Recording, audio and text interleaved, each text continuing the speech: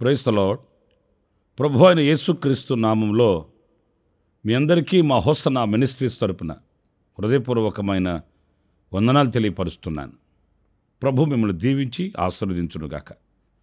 ప్రియులారా, పరిశుద్ధ గ్రంథంలో ఈరోజు ఒక చక్కటి మాట నేను మీతో చెప్తాను.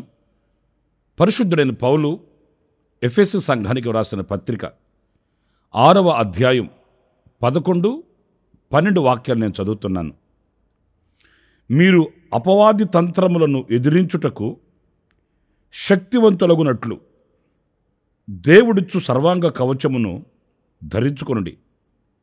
ఏలయనగా మనము పోరాడునది శరీరులతో కాదు గాని ప్రధానులతోనూ అధికారులతోనూ ప్రస్తుత అంధకార సంబంధులకు లోకనాథులతోనూ ఆకాశమండలమందుండు దురాత్మల సమూహముతోనూ పోరాడుచున్నాము. ప్రియులారా, చూడండి, ఈ వాక్య భాగంలో మనము ఎదిరించాలి, మనము పోరాడాలి. ఈ రెండు విషయాలని మనం గమనించాలి. ఎందుకంటే ఈ లోకనాథుడైన సాతాను మనల్ని దేవునికి దూరం చేస్తాడు. ఆయన సహవాసానికి, ఆయన ప్రేమకు, ఆయన సంకల్పానికి, ఆయన చిత్తానికి మనల్ని దూరం చేస్తాడు. అందుచేత సాతానుని మనం ఎదిరించకపోతే, సాతానుతో మనం పోరాడకపోతే మనం దైవ చిత్తాన్ని నెరవేర్చలేము అనే విషయాన్ని మనం గుర్తించాలి. చాలా సందర్భాలలో సాతానుతో సమ్మతి కలిగి మనం నడిపించబడుతూ సాతానుకు స్నేహితులమైపోతున్న అనుభవాలు మనం గుర్తించాలండి. ఎదిరించవలసిన వానిని మనము ప్రేమించవలసిన వానిని ఎదిరించడం మనకు ఆయా సందర్భాలలో జరుగుతున్న అనుభవాలండి. సాతానుని ఎదిరించండి అని పరిశుద్ధుడైన పౌలు చెప్తున్నాడు. వానితో పోరాడండి, ప్రభువుని ప్రేమించండి, ఆయనకు లోబడి ఉండండి అనేది వాక్యం చెప్తున్న సత్యం. కానీ ఈరోజు మనం ఏం చేస్తున్నాం? పోరాడవలసిన వానితో ఏమో చెలిమి చేస్తున్నాము, ప్రేమించవలసిన వానితో ఏమో పోరాడుతున్నామండి. ఇదిగో ఇది మనలో కలిగే దుస్థితి. అందుకే దేవుని చిత్తం మనలో నెరవేర్చబడక, దేవుని ప్రేమను పొందుకోలేక దైవ దీవెనలకు మనం దూరమైపోతున్నామనే సత్యాన్ని మనం ఈనాటికైనా గుర్తించాలి. ఎందుకంటే నడిచేది లోకనాథునితో, మనము విరక్తిగా మాట్లాడేది దేవుని మీద మాట్లాడుతుంటామండి. దేవుడు నాకు అది చేయలేదు, నాకు ఇది చేయలేదు, నాకు అంత ఇవ్వలేదు, నాకు ఎంత ఇవ్వలేదు, నన్ను ఆయన ఎలా చూస్తున్నాడు, అలా చూస్తున్నాడు అని దేవుని మీద మనం నెపాలు వేస్తుంటాము. అది అలవాటైపోయింది మనకు. అంతేగాని నేను ప్రభుతో ఎలాంటి సత్సంబంధం కలిగి ఉన్నాను, ఆయనతో నాకున్న సహవాసం ఏంటి, ఆయనను ఎలా ప్రేమిస్తున్నాను, ఆయనను ఎలా నేను వెంబడిస్తున్నాను అనే ప్రశ్న, పర్యవేక్షణ మనకు కలగట్లేదు. అందుకే సంఘానికి ఆయన పత్రిక రాస్తూ ఈ పత్రికలో సంఘానికి చాలా విఫలంగా రాశాడు. మీరు 11వ వాక్యంలో చూస్తారు, మీరు అపవాది తంత్రములను ఎదిరించుటకు శక్తి గలవారగుటకు సర్వాంగ కవచమును ధరించుకొనండి, మీరు ఎదిరించండి అనేది. అయితే ఇక్కడ ఆ సాతానుని ఎదిరించాలంటే ఎలా ఎదిరించాలో కూడా చెప్పాడండి. ఎలా ఎదిరించాలి అని అంటే కొన్ని విషయాలు ఇక్కడ మనం చదువుకుంటూ వెళితే ఇదే వాక్యంలో మనకు కనబడుతున్న మాట, సర్వాంగ కవచమును ధరించుకొని అప్పుడు ఎదిరించాలట. అంటే సాతానుతో మనం పోరాడేటప్పుడు, వాడిని ఎదిరించేటప్పుడు మొదట మనల్ని మనం చూసుకోవాలి.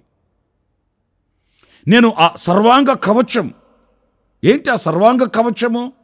దేవుని వాక్యం అంటుంది, మీరు క్రీస్తుని ధరించుకొని ఉన్నారు అంటే ఆ కవచాన్ని మనం కలిగి ఉండాలి. ఆ కవచాన్ని మనం ధరించుకొని ఉన్నప్పుడే సాతాను యొక్క అగ్ని బాణములను మనం తప్పించుకోగలుగుతామండి. అలా కాకుండా ఏదో నామకావాస్తిగా, నా చేతిలో కూడా బైబుల్ ఉంది, మా ఇంట్లో కూడా క్యాలెండర్లు ఉన్నాయి, టేప్ రికార్డులో క్యాసెట్లు ఉన్నాయి, క్రిస్మస్ పండుగ కూడా చేసాం, ఈస్టర్ పండుగ బాగా ఏడ్చాం, ఇంటి చుట్టూ వాక్యాలు ఉన్నాయి, చేతుల్లో బైబుల్ ఉంది అనుకుంటే కాదండి.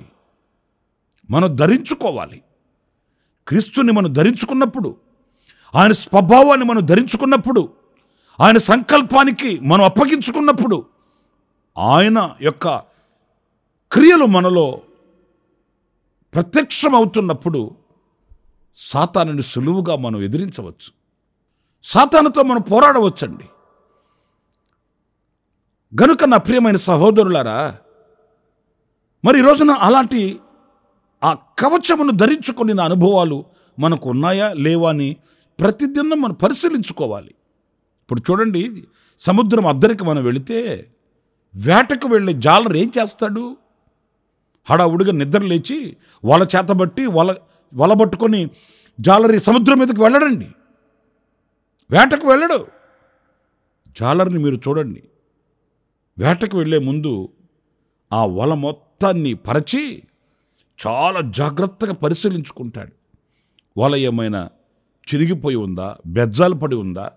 ఎందుకంటే కష్టపడుతున్న కష్టం కనబడుతుందే కానీ ప్రతిఫలం కనబడదు. అందుచేత ఏం చేస్తాడు అనంటే ఆ జాలరి పరిశీలించుకుంటాడు. అదే సందర్భంలో ఒక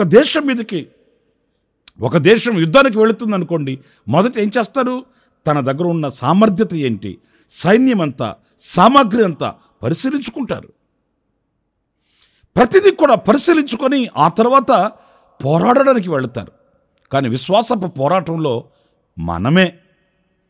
మనం ఎవరమో మనకు తెలియకుండా, మన స్థితి ఏంటో మనకు తెలియకుండా, మనం క్రీస్తుని ధరించుకొని ఉన్నామా లేదా అనే పరిశీలన లేకుండా మనం ఏదో చేయాలని ముందుకు వెళుతుంటాము, అపజయాలమయమైపోతుంటాము. కనుక నా ప్రియ సహోదరులారా, సాతానుని ఎదిరించి వానితో పోరాడాలట. ఎలా అనంటే ఆయనను సర్వాంగ కవచముగా ఆయనను ధరించుకొని ఆ పిదప మనము సాతానుతో పోరాడాలని పరిశుద్ధుడైన పౌలు ఈ సంఘానికి నేర్పిస్తున్న ఓ పాఠం. ఇంకా మరొక విషయాన్ని నేను మీతో చెప్తాను. ఎలా సాతానుతో పోరాడాలి, దేనితో పోరాడాలంటే రెండవది ప్రార్థన అనుభవం కలిగి ఉండాలి. ప్రార్థనతో మనం పోరాడవచ్చండి సాతానుతో. ఎందుకంటే సాతాను శోధిస్తాడు. సాతాను శోధకుడు. మనల్ని నిమ్మలంగా, నెమ్మదిగా, విశ్రాంతిగా, ప్రశాంతంగా ఉండనివ్వడు, శోధిస్తాడు. ఆ శోధకుని మనం దేని చేత ఎదుర్కోవాలి, దేని చేత అతనితో పోరాడాలి, దేని చేత అతనిని మనం జయించాలి అనంటే ప్రార్థన ద్వారా. చూడండి, లూకాసు వార్త 11వ అధ్యాయం 4వ వాక్యం నేను చదువుతాను.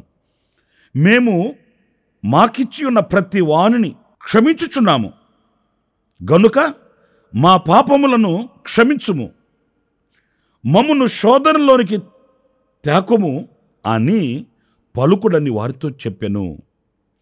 శోధనలోనికి తేకము అని మీరు ప్రార్థన చేయండి అని చెప్పాడట ఆయన. నిజమే.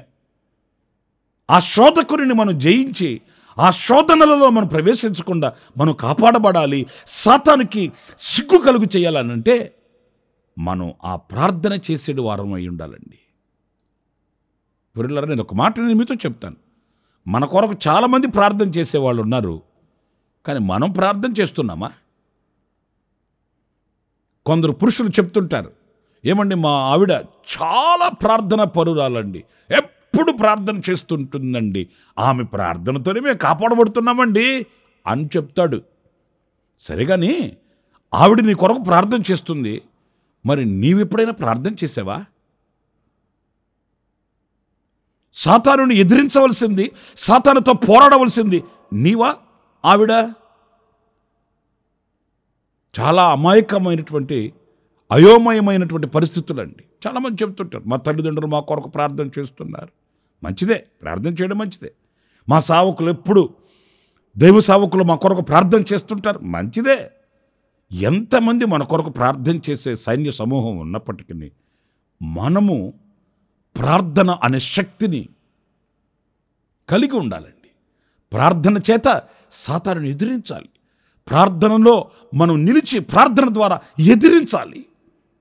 మన మనసులో కలిగే ఆలోచనలే కానివ్వండి, మన మనసుకు వచ్చే ఊహలే కానివ్వండి, సాతానుగాడు వేసే అగ్ని బాణములే కానివ్వండి, ఇవన్నీ కూడా ప్రార్థన అనే శక్తితోనే మనం జయించగలుగుతాము, సాతానుని ఓడించగలుగుతామనే విషయాన్ని మర్చిపోకూడదండి. ఎదిరించాలి ఎదిరించాలి అంటే ఎలా ఎదిరిస్తాము? మనం ప్రభు సన్నిధిలో మోకాళ్ళు వేయగలిగితే, ప్రభు సన్నిధిలో మనం కన్నీరు కార్చగలిగితే, ప్రభు సన్నిధిలో మనం దోషులొగ్గగలిగితే, చేతులు జోడించి ప్రభు సన్నిధిలో మనం ప్రార్థించగలిగితే, మన కొరకు ప్రభు ఎంత శక్తిని ఆయన మన మీద ప్రకాశింపచేయడానికైనా, ఎంత శక్తిని మనకు అనుగ్రహించుటకైనా ఆయన సిద్ధంగా ఉన్నాడు.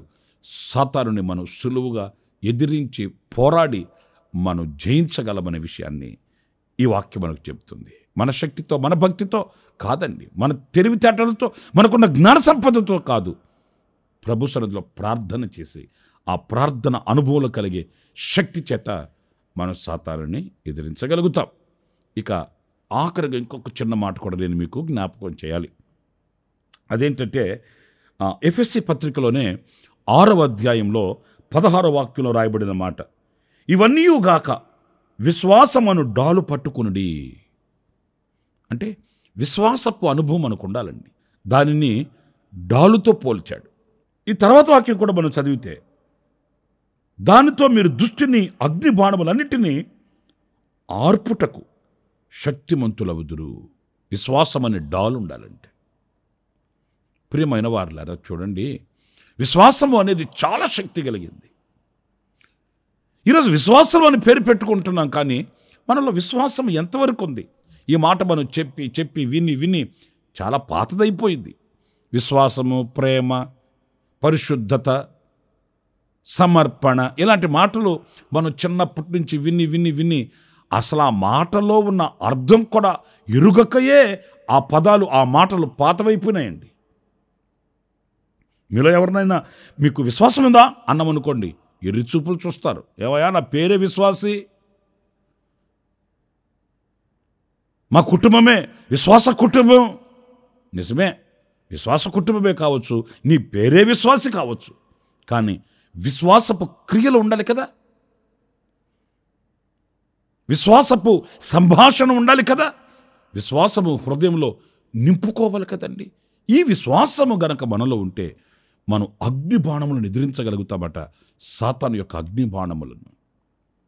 అంటే దేవుని మాట కానివ్వండి, ఆయన ఆశ్చర్యమైన క్రియలు కానివ్వండి, విశ్వసించగలిగిన విశాలమైన హృదయం మనకు కావాలండి. కొంతమంది బైబిల్ చదువుతూనే ఉంటారు, వాక్యం చదువుతూనే ఉంటారు, కానీ విశ్వసించలేరండి. స్వస్థతలు ఇప్పుడు ఎక్కడున్నాయి? అవి ఎప్పుడో మొదటి శతాబ్దంలో అయిపోయినాయి కదా. నేను ఒక్క మాట అడుగుతానండి, అదేంటంటే, దేవుని వాక్యం మొదటి శతాబ్దంలో ఆగిపోయిందా? దేవుని మాట అద్భుతాలు చేస్తుంది కదా, దేవుని మాట సృష్టించగలిగినది కదా, దేవుని మాట శక్తి హీనత లేనిది కదా, బలమైనది, శక్తి కలిగినది కదా దేవుని మాట. మరి దేవుని మాట కూడా మొదటి శతాబ్దంలోనే ఆగిపోయిందా? దేవుని మాట ఉన్నంత వరకు ఆశ్చర్యమైన అద్భుతాలు జరుగుతూనే ఉంటాయండి. దేవుని మాట ఎంతవరకు ఉంటుంది? భూమి ఆకాశములు గతించినా ఆయన మాట గతించదండి. ఆయన వాక్కు, ఆయన మాట ఎంత కాలం ఉంటుందో అంతకాలం మనం అవిశ్వాసంతో మాట్లాడుకోవాల్సిన అవసరమేం లేదు. ఎందుకంటే ఆ మాట మనలో ఒక అద్భుతాన్ని చేస్తుంది, ఆ మాట మనలో ఒక నూతన సృష్టిని కలిగిస్తుంది. ఆ మాటను మనం విశ్వసించగలిగితే చాలండి. వాక్యం చదువుతూ ప్రార్థనలు చేస్తూ ఆ వాక్యాన్ని మనం విశ్వసించలేకపోతే మనం చేసింది వ్యర్థమైపోతుందండి.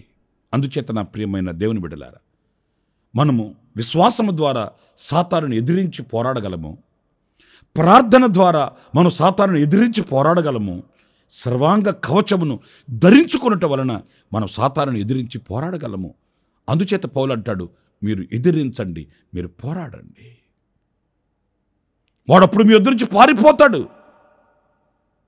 వాడిని ఎదిరించక ఈ రోజున సాతానుని మన ఎదుట పెట్టుకొని కన్నులు కారుస్తున్నామండి. మనం ఎదిరిస్తే సాతాను పారిపోతాడు. వాడికి అంత బలమేమీ లేదు, అంత శక్తి ఏమీ లేదు. లోకంలో ఉన్నవానికంటే మనలో ఉన్నవాడు శక్తి గలవాడు. మనలను నడిపించుతున్న దేవుడు పరాక్రమశాలి. ఆయన యూదా గోత్రపు సింహం. గనుక నా ప్రియ సహోదరులారా, అలాంటి జయ జీవితం కలిగి ముందుకు వెళదాం. జయ జీవితంతో ఆనందంగా సాగిపోదాం. అలాంటి కృప నా దేవుడు మనందరికీ ప్రసాదించుగాక. ఆమేన్. తలలు వంచండి, ప్రార్థన చేసుకుందాం. సత్యస్వరూపి అయిన ప్రభువా మీకు వందనాలు. ఆనాడు పరిశుద్ధుడైన పౌలు ఎఫెసు సంఘానికి వ్రాసిన ఆ మాటల్ని ఈ పూట మేము ధ్యానించుకోవడానికి, మరొక్కసారి మమ్మల్ని మేము నూతనపరచుకోవడానికి మీరు ఇచ్చిన అవకాశం కొరకానికి స్తోత్రం. అవును, సాతాను గలిబిలి చేస్తాడు, సాతాను మమ్మల్ని కలవరపరుస్తాడు, సాతాను మమ్మల్ని మీకు దూరం చేస్తాడు. అందుచేత మేము సాతానుని ఎదిరించాలి, పోరాడాలి. ఎలా ఎదిరించాలి, పోరాడాలనే విషయాన్ని లేఖనాల నుంచి కొన్ని విషయాలు మేము ధ్యానించుకుంటూ వచ్చాం. సర్వాంగ కవచమును ధరించుకొని ఉండాలని, ప్రార్థన అనుభవం కలిగి ఉండాలని, ఆ రీతిగానే విశ్వాసాన్ని మేము కలిగిన వారమై ఉండాలని లేఖనాల నుంచి ప్రభువా మీరు మాతో మాట్లాడుతూ వచ్చారు. ఆ రీతిగా మేము ఉండడానికి తీర్మానం చేసుకుంటూ మమ్మల్ని మీకు అప్పగించుకుంటున్నాము. మీరు మా చేతిని పట్టుకుని నడిపించి మమ్మల్ని స్థిరపరచమని, శక్తివంతులుగా మార్చమని మమ్మల్ని మీ చేతులకు సమర్పించుకుంటూ యేసు ప్రశస్త నామములో ప్రార్థించి వేడుకొనుచున్నాను తండ్రి. Amen, amen. ప్రభు మిమ్మల్ని దీవించి ఆశీర్వదించునుగాక. ఈ దినమంతా విశేషమైన కృప నా దేవుడు సమృద్ధిగా మీకు అనుగ్రహించుగాక. ఆమెన్. ప్రతి దినము ఈ అనుదిన కృపాను సందేశాల కొరకు, ఇంకా మరిన్ని ఆత్మ సంబంధమైన సందేశాల కొరకు ఈ మా యూట్యూబ్ ఛానల్ ని సబ్స్క్రైబ్ చేసుకోండి. Pastor Ramesh Kosanna ministries.